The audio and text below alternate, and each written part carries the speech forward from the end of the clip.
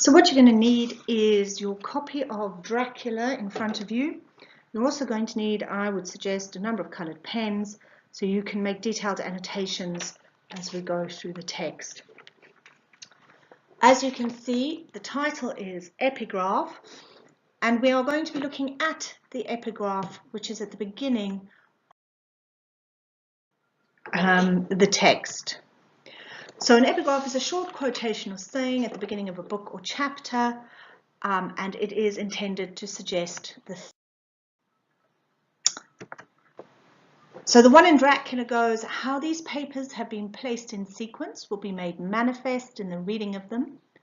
All needless matters have been eliminated so that a history almost at variance with the possibilities of later day belief may stand forth as simple fact. There is throughout no statement of past things wherein memory may err, for all the records chosen are exactly contemporary, given from the standpoints and within the range of knowledge of those who made them. So before we start, just a couple of notes on words that you might struggle to understand. Firstly, the word manifest means to be obvious or easily understood. In this context, the word variance means a point of difference or conflict. And in this context, contemporary means at the same time. So this appears before the story even starts. And if you look at it, it's an anonymous note. There's nobody attributed to saying this, and explains the reason for the way that the narrative is laid out or placed in sequence. And it says to us that this will be made clear as we read through the text. The note assures us, the reader, that these papers are essential and they should be regarded as very reliable. So we start off with this implication that although the reader knows this is a piece of fiction, the implication is that it is based on non-fiction accounts, memoirs, newspaper articles, etc. And it says that they have been placed in a particular sequence, which we will find out as we read, and that all needless matters have been eliminated. So it suggests an objective scientific weighting. It's authentic, the idea that anything that is not necessary is not included. It's a history. And what they're saying is that these papers are telling a story that will certainly be at odds with the world that the reader knows. Maybe we need to be a bit open-minded. Talks about that there is no statement of past things wherein memory may err, for all the records chosen are exactly contemporary. So nothing has been changed. They are exactly as they were written at the time, and they give the standpoints and a range of knowledge from those who made these records, in other words, the witnesses. So the author is stating that all accounts have been selected because they were written at the time of events, so they are not superfluous to the story. We need to know this information. That these papers are essential selection and they present a true historical record. And our incredulity is forestalled by the note's assertion that obviously there's no possibility of erring or error in the accounts that have been compiled. So it's interesting because I think the novel starts with a question mark over the identity of the narrator of this particular piece. This is immediately unsettling and undermines the assurances of clarification and authenticity. So we start to wonder, well, if you haven't put your name to this work, how can we trust you? The tone is understated and suggests something awful, something that goes beyond the possibility of later day belief is about to happen. But it does almost sound like it has a secretarial intent. Now, immediately before you jump to any conclusions about the term secretary, please again remember, in terms of Victorian England, most secretaries would have been male because women were not supposed to be working. Okay, so who wrote the note? We will find out later, but at this point it's withheld, and it's a teasing question, and he's done this, Stoker has done this right from the beginning.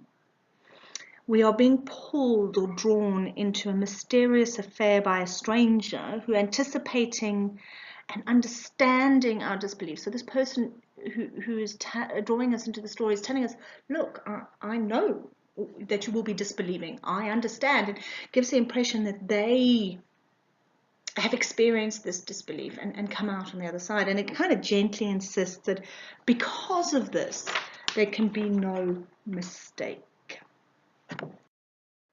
So just to recap, it's the idea that it's an anonymous note.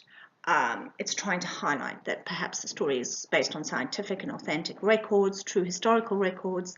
The witnesses that wrote this, they haven't changed anything. Tone hints at awful horrors to come. And apparently there is no possibility of error in this account. So now we move on. So briefly, chapter is the first paper that we're presented to as the readers. Chapter 1 is Jonathan Harker's journal, and immediately underneath it, it says kept in shorthand. Now, this is written the 3rd of May in 18 something, and it is Jonathan's journal. So he keeps, just in summary of this chapter, he keeps detailed notes of his journey from London to Transylvania. On St. George's Day, he is collected by the Count's driver and travels alone, and he sees blue flames and is threatened by wolves, and he's gripped by a terrible fear as he arrives at Castle Dracula. So, Jonathan Harker writes a journal. It's a record of his travels across Europe, and one gets the impression that he actually intends this to be read by Mina. And he talks about her. Never explains who she is in this chapter, but he says things like memo, get recipe from Mina. If he is talking about her by her first name and not referring to her as Miss Harker, which was a form of etiquette in Victorian society, it implies they have a very close relationship. So although he hasn't stated, we would assume he is married to this woman or about to get married to this woman, or she is a sister, because otherwise he would be referring to her by her surname. He is clearly quite naive, all right, but he is obviously very organized, and he is intelligent and educated. He keeps his journal in shorthand. Now, shorthand was or is a form of symbols used when taking notes. It's not quite words, it's based on phonology, and you copy down sounds, so it allows the person to write down everything somebody says as they're saying it. So the fact that Jonathan knows shorthand implies that he is, and again, part of his legal work, he would be required to do this. So the fact that it was kept in shorthand, but we are now able to read it, again implies that the person who started the epigraph at the beginning has transcribed this information. Okay. So this is the first paper, again back to the epigraph of the papers, that is presented to the reader. Now I need to remind you that this is an epistolary novel. It's a story told mostly or entirely through messages written by one character to another. So the reader is put in the position of detective. We're almost encouraged to spy on the private communication of the characters and obviously deduce what happens from partial information, because we don't get the whole story. It is, like I say, all based on letters. So it starts off 3rd of May in Bistritz, which is a big city. Now, he is traveling to Transylvania. Before First World War, Transylvania was part of Hungary. So during this time, it would have been part of Hungary. It is now part of Romania. Okay. So we've got Jonathan writing from the perspective of a first person. He's an English gentleman traveling abroad. And again, that's something that long way back. I mean, even in Shakespeare's time, young men were encouraged to travel abroad and sow their wild oats and then come back and marry. And again, that's often why men were a lot older when they got married, and women were a lot younger, because they weren't allowed to travel. So it begins in a formal personal style. We have a typical traveler's monologue, and it is part diary, part memoir. And he's getting a train. And he left Munich at 8:35. He arrived at Vienna, and he's in Budapest, which is the modern version now is Budapest. And he talks about the impression I had was that we were leaving the West and entering the East. Now, this is quite important because, again, as we have already discussed, this novel does look at East versus West, and the idea that the East is uncivilized and untamed, while the West is very law-abiding and civilized. Okay. He talks about the incompetence of foreign railways, and he talks about the strangeness of the food with paprika. And all of this kind of emphasizes that Jonathan Harker is in fact entering or encountering strange and unfamiliar experiences. And this opening is ironic because it's a preparation for his immersion into entirely the unknown when he gets to the castle. So Harker's complaints of train delays, I think, do more than inform the reader of the tedious length of his journey. Again, he is trying to show us this idea of civilized, organized society, which is the West, which is London, and that this idea of organization and civilization has lesser significance in the East. So Stoker's audience, who would have, for the most part, represented the West, and they would have known about this. They would have known that the West represented civilization and security, and the East was an unspecified place, and it was exotic, and it was uncertain. And there was always adventure to be associated with it. He goes on to say, having had some time at my disposal when in London, so again we've got that immediate contrast between London, which I visited the British Library, so we've got this civilization, this place of study, formal academic. He has time to visit the British Library, and this just shows us very much what a rational man Jonathan Harker is. He knows he's going to a place to meet a nobleman of that country, and he doesn't know anything about it. So he is doing his best to do as much research as he possibly can. He certainly doesn't want to come across as ignorant, and he wants to maintain good relations with his client. Again, just a bit of an aside, the Far East, the Middle East, and the Near East were obviously of very strategic importance to the British Empire. But Eastern Europe represented the hinterland between things known and things foreign. And I think Stoker makes use of the sense of a mysterious place to undermine the certainties of civilized existence. Okay, because Jonathan Harker says that, in the midst of the Carpathian Mountains, one of the wildest and least known portions of Europe. Okay, so this marks Jonathan leaving civilization and entering the unknown, creates a sense of fear, foreboding, builds tension, and again, the Victorian reader would have sensed that. Interestingly, he says there are no maps of this country as yet, so he can't locate Castle Dracula on a map. because now that he's left London and the West, he is operating in a world where the usual constraints of space and time are no longer reliable. And he goes on, he talks about in the population of Transylvania, there are 4 distinct nationalities: Saxons, the Wallachs, the Magyars in the West, and the well, I can't pronounce that, I have to apologize. He says, but I am among the latter who claim to be descended from Attila the Huns. Now, Attila the Huns come from what we now know as Mongolia, China, and Attila was a very violent tyrant of a leader. Lots of violence, danger, torture. And so immediately that is what we associate with what he's going there. And again, it foreshadows Count Dracula's violence and the way he treats people. So we've got this paragraph serves to show us that Jonathan is a really intelligent, knowledgeable individual.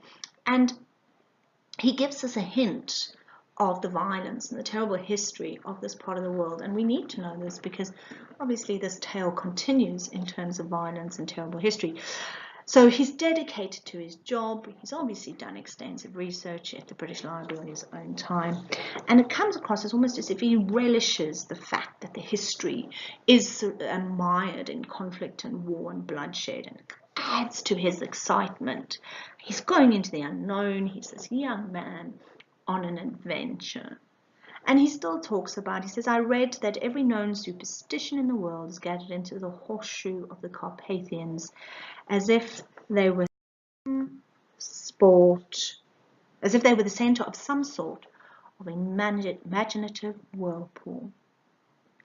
So again, already highlighting one of the key ideas, which is superstition, and then goes on to say that he talks almost offhand that it's the center of an imaginative whirlpool.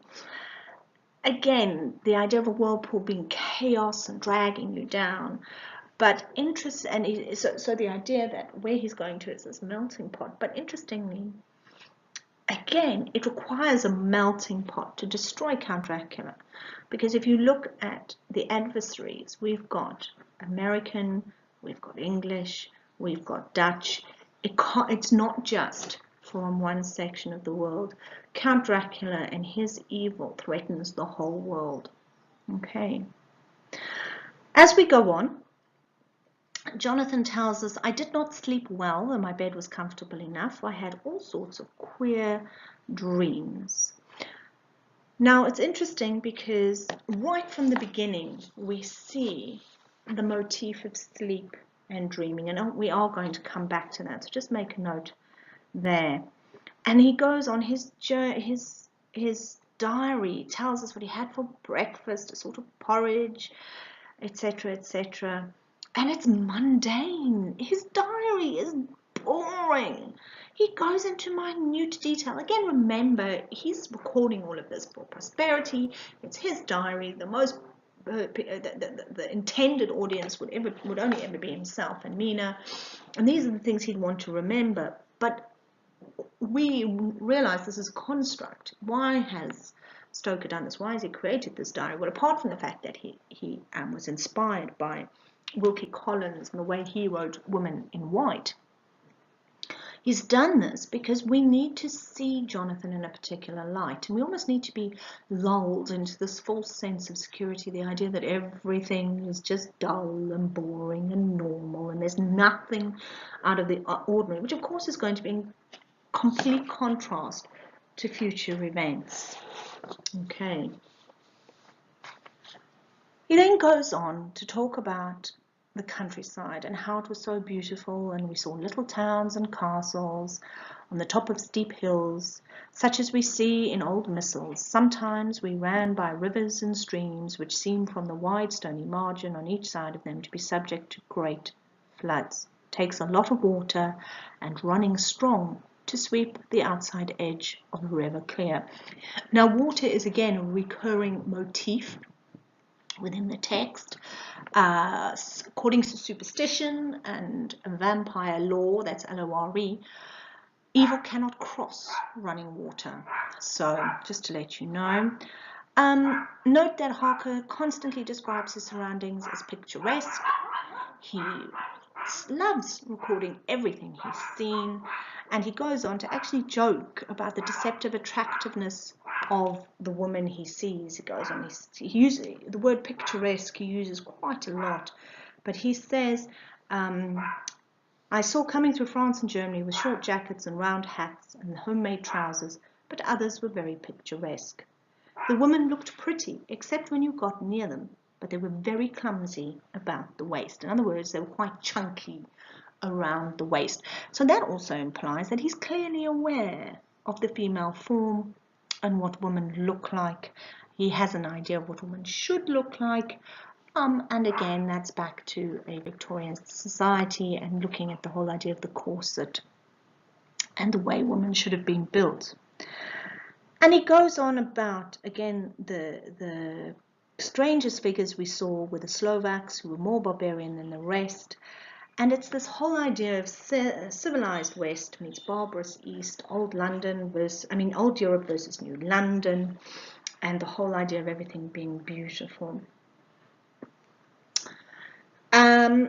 He later again talks about the stuff, the apron that an elderly woman is wearing, which is almost too tight for modesty, again implying there of what the women look like. He's quite judgy. Note as we go through this that the descriptions of the setting tend to be very Gothic. There do seem to be elements of pathetic fallacy as well. Looks about, the paragraph goes on to talk about 50 years ago, a series of great fires took place, which made terrible havoc on 5 separate occasions. At the very beginning of the 17th century, it underwent a siege of 3 weeks and lost 13,000 people, casualties of war, proper being assisted by famine and disease. Now, it's really important because it's violence, it's hardship, it's cruelty. We're going to come back to the idea of war and famine and disease in a bit. So now he says he arrives at the Golden Krone Hotel, which Count Dracula has directed him to. And as he gets there, he is given a letter. My friend, welcome to the Carpathians. I'm anxiously expecting you. Sleep well tonight. At 3 tomorrow, the diligence will start for Bukovina. A place on it is kept for you. At the Borgo Pass, my carriage will await you and will bring you to me. I trust that your journey from London has been a happy one and that you will enjoy your stay in my beautiful land, your friend Dracula. Now the fact that, well, firstly, sorry, let me just go through a few things. The diligence, I suppose, would be the 1800 version of the Greyhound bus, so it's a coach of speed. So he's pretty much being told he's got a place on the speedy coach, and they will drop him off somewhere where Dracula's own carriage will pick him up. And he tells him to sleep well tonight. Now, when you say that to a guest, it's a sign of pleasantry, but we do wonder about this because it's also very ironic given that the previous night Jonathan suffered from terribly restless sleep. However, we need to look at the fact that Jonathan has copied this letter into his journal. Maybe he glued it in, we're not told, but this letter is in his journal. So what do we know here? And what does this tell us? So we've got Jonathan Harker, young lawyer, clearly very organized, very logical. Why has Stoker done this? Well, he's setting up the protagonist to be a rational individual. So in that way, the horror of the melodrama that occurs later will be dealt with, encountered by a man who's going to do his best to try and deal with it with common sense and logic. And because he tries to do this, he tries to deal with something illogical in a completely logical way, the terror of the narrative will become heightened and is going to seem to the reader, hopefully, a lot more believable and less excessively hysterical. As he goes, Jonathan continues this journey. He gets on the diligence, and he finds that people on the 4th of May he gets on the coach or he's about to, and finds that people don't want to talk to him. So we've got a lot of the semantic field of reticence and fear. And we've got the words, if you look in just that paragraph alone, reticent, frightened, mumbled, crossed themselves, knew nothing at all, refused to speak, mysterious. What you need to remember is that Hungary and Romania would have been the predominant religion at this time would have been Catholicism, and a particularly strict form of Catholicism, as in they would have followed the Roman Catholic Church.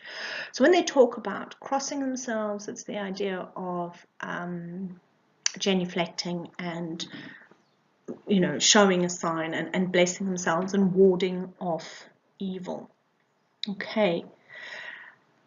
And he goes on to say, just before I was leaving, the old lady came up to my room and said in a very hysterical way, "Must you go? Oh, young Herr, must you go?" And it carries on, and she goes on to say, do you know what day it is? I answered, it was the 4th of May. She shook her head. And what we're having is this use of dialogue, which not only gives us information, but also creates a sense of foreboding, because we are told how the villagers are speaking. They are excited, they are nervous, they are trying desperately hard to convince Jonathan not to go. And she says, "It is the eve of St. George's Day. Do you know what tonight, when the clock strikes midnight, all the evil things in the world will have full sway." So we've got this idea of religion and superstition, the Gothic and the supernatural. Typical of the Gothic, things are going to be happening at midnight, in the darkest hours. Evil things are coming to the fore. And immediately we know this is a traditional Gothic tale. And finally she went down on her knees.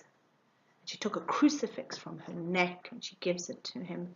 And she says, and he says he was an English churchman. So in other words, he's not Catholic, he is a Protestant, okay? But he takes it. And he's starting to feel a little bit uneasy by the way everybody's acting. And in fact ends this diary entry of the 4th of May with the statement, "If this book should ever reach Mina before I do, let it bring my goodbye." So again, a sense of fear and foreboding. He even realizes maybe something's not quite right. So we need to remember that Jonathan Harker is on both a literal and a metaphorical journey.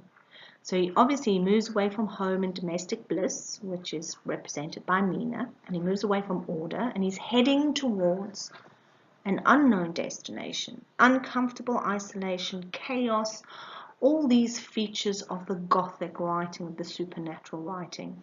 So he's leaving beauty and pity and warmth, and he's heading towards, or moving towards, danger, cruelty, and coldness. Coldness, again, both literally and figuratively, in terms of he is not going to feel any warmth or love, but also he's going to a part of the world where it's friggin' cold and it's snowing.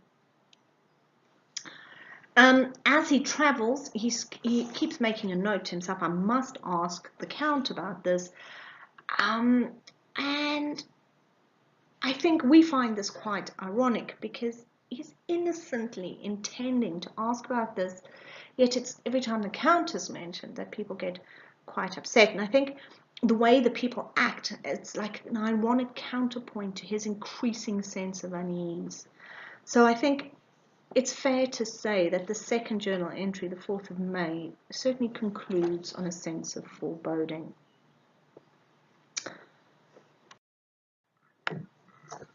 Fifth of May, we see he's actually in the castle, so he has survived. He tells us he's in the castle, tells us that the sun is shining, but he's not sleepy and he's unable to sleep. And then he's going to tell us what happened between the time he left off on the 4th of May and now.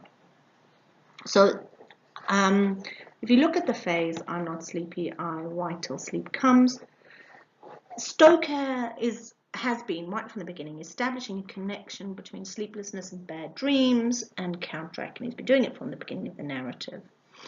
So as we can remember in his letter, the Count wishes Harker a good night's sleep, which suggests perhaps that the Count knows Harker or Jonathan is not sleeping well. And I think this kind of creates a sense of the sinister in a great way.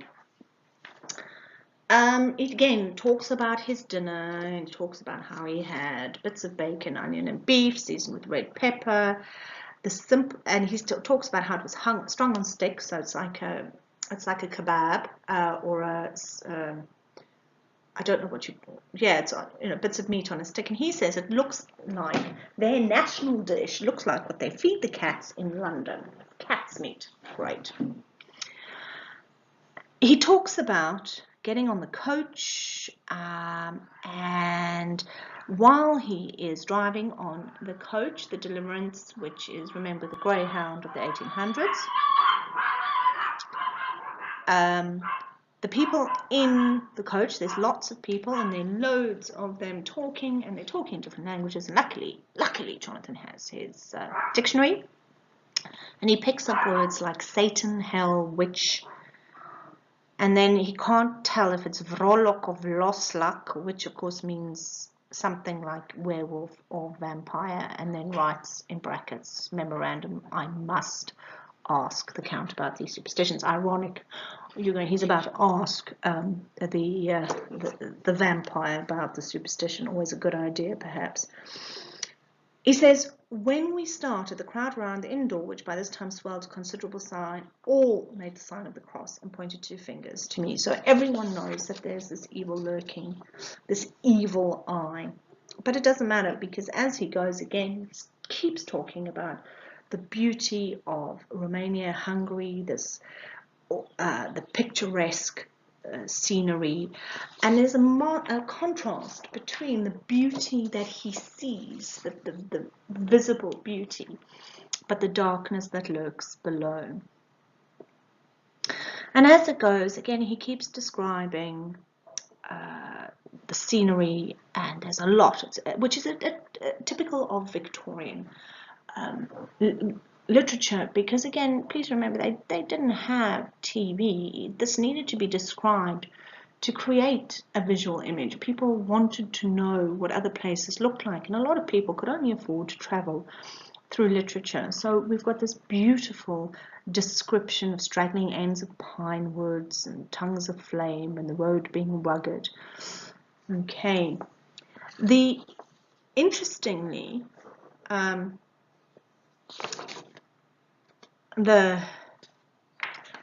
he describes the jagged rock and pointed crags and the falling water. And the idea of jagged is quite violent, quite aggressive, and in the distance. So it's the idea he's heading again towards this distance. And as we wound our endless way, and the sun sank lower and lower behind us, the shadows of the evening began to creep around us. Obviously, the sun's setting, because it is evening.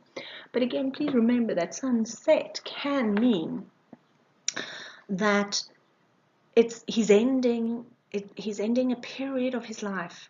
The life as he's known it up to now is ending. It's now, everything is going to change, and it's going to be completely different.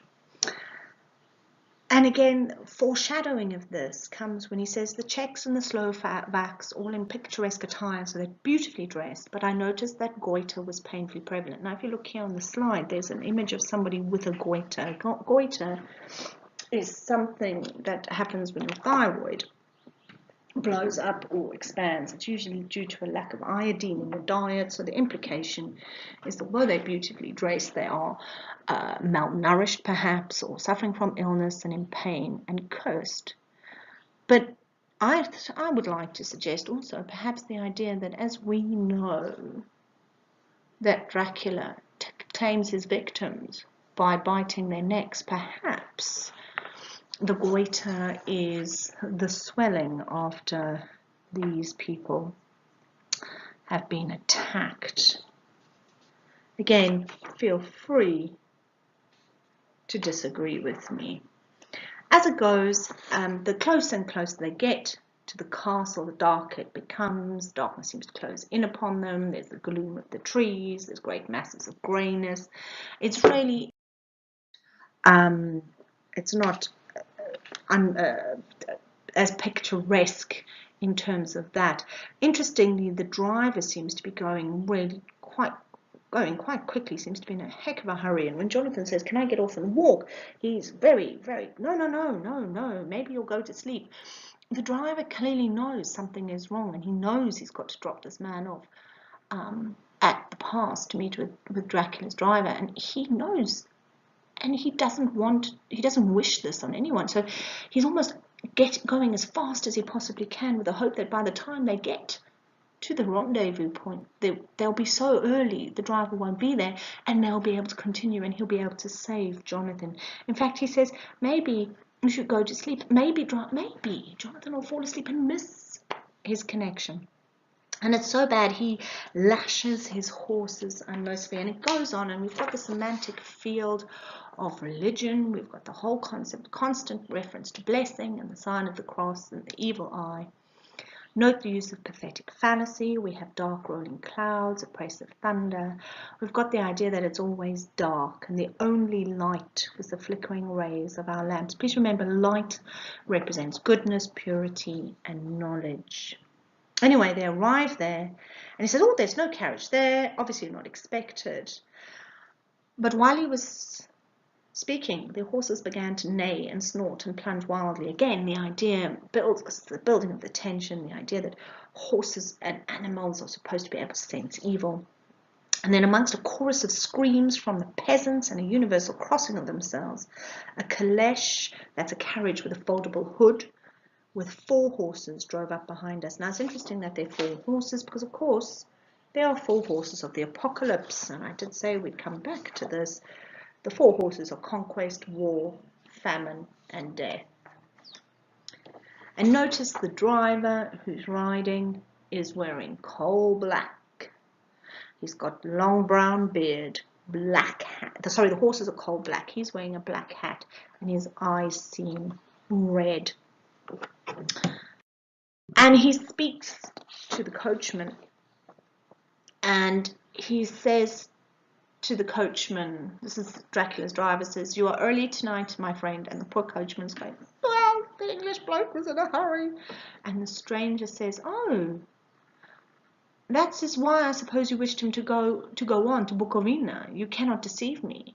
I know too much." So the sense of threat, because Dracula's driver speaks to the coachman as if he's aware of the conversation and of what's been going on in the coach. He is aware that the driver is trying very hard to get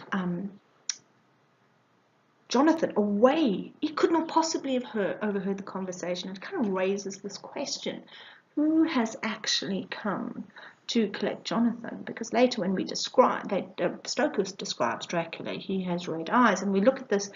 It goes on to say, as he spoke, he smiled, and the lamplight fell on a hard-looking mouth with very red lips and sharp-looking teeth as white as ivory. So again, the lamplight, it's offering insight. The light is shining on this man's face, and we are given a glimpse. And he's got a hard-looking mouth. He's not soft. He's not forgiving. He's a cruel and hard man. And of course, one of the companions whispers, "The dead travel fast." Again, this is dramatic irony, because we suspect that this is a vampire in the very least. And of course, Jonathan and everybody else in the carriage knows, and Jonathan is none the wiser. And it goes on, because Jonathan descended from the side of the coach, and his hand, the coachman catches his hand in a grip of steel. His strength must have been prodigious. So this driver is exceedingly strong. And of course, Jonathan feels a strange chill, and describes, he says, he's not a little frightened, he's quite frightened. Remember, fear is supposed to be irrational. And then it talks about the carriage went at a hard pace straight along. Then we made a complete turn and went along another straight road. It seemed to me that we were simply going over and over the same ground again. So I took note of some salient point and found that this was so. So he's saying they seem to be going round and round in circles. And he was going to ask the driver, but he was too scared. Okay, and when he finally looks at his watch again, it's within a few minutes of midnight. So it's about this idea again of vampiric behavior being able to come out after midnight, and is perhaps the coach driver going back and forth and back and forth and back and forth in an attempt to waste time to get to midnight. And he says, this gave me a sort of shock, for I suppose the general superstition about midnight was increased by my recent experiences. I waited with a sick feeling of suspense. And now we need to just go back to the whole idea that we've got this Jonathan, this rational Jonathan, who writes the most boring diary about what he ate. And if he is feeling so unbelievably scared at this point, so will we. Okay. He goes on to talk about, he hears this wild howling. So the idea of animals, it starts off with dogs, and then it gets to wolves, and the idea of this uncivilized area where the animals are howling.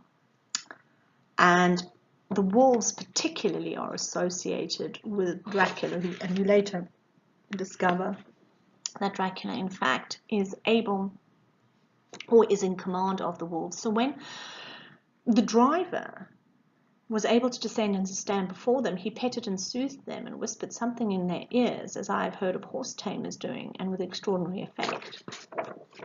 Okay. That implies again to me that there is no coach driver. This is Dracula himself.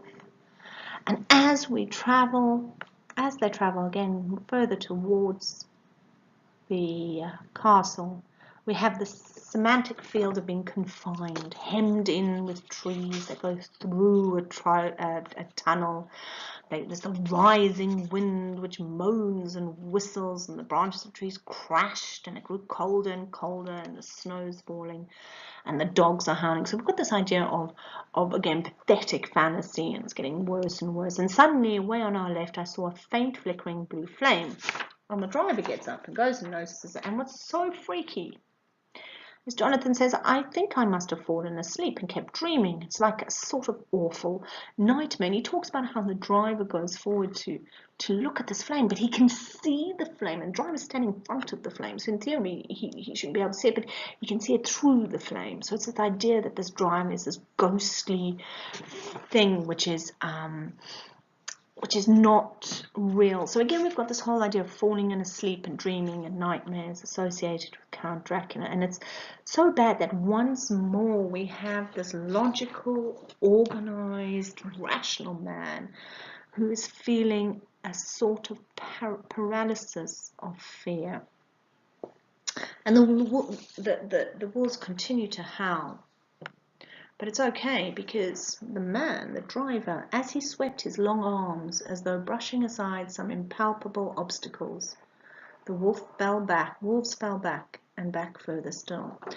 This must be an awesome, and by awesome I don't mean woohoo, cool, but unbelievable sight. This man seems to be able to command nature, and that's why Jonathan says this was all so strange and uncanny, this ominous situation, and a dreadful fear came upon me. He is so afraid he is unable to speak or move.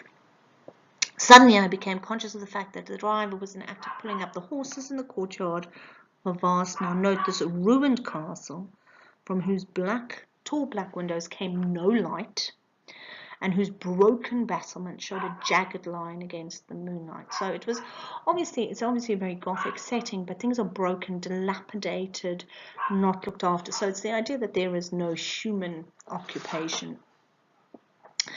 I think we need to realize that Harker's innocence certainly allows us, the reader, a sense of irony. I mean, clearly he's well planned for his trip, and he speaks other languages like German, and he's been looking forward to it, but he is unable to communicate ironically with those who are trying to warn him, and he doesn't appreciate the significance of their concern. I think, as they drive through and he notices these neck injuries, I think it's kind of quite ironic, and I think there's a sense of dark humor in the fact that he's unable to distinguish between the words werewolf and vampire in translation. I think his confusion contributes to the vague and unformed menace that is fueling his fears, because clearly we are unsure of what the menace is, but it is certainly fueling the situation, and we, the reader, are starting to panic. I think in a real sense we begin to realize that our protagonist is in fact approaching his doom, a bit like a lamb to the slaughter.